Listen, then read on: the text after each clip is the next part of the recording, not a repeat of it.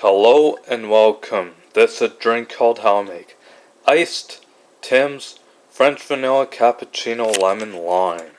First thing you gotta do is you put the ice cubes into this mug from this Mini Mel bowl.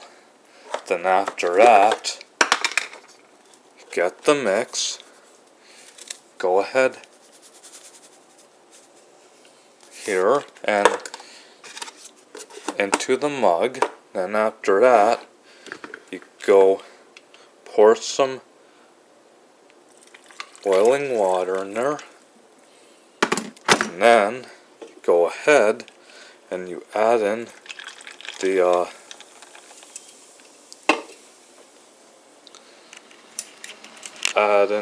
the carbonated water, which is lemon lime, and then get the spoon, you stir it up,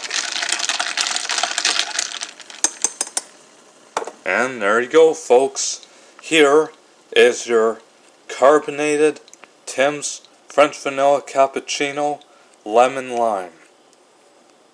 And it's iced and it's carbonated. Thank you and have a great evening.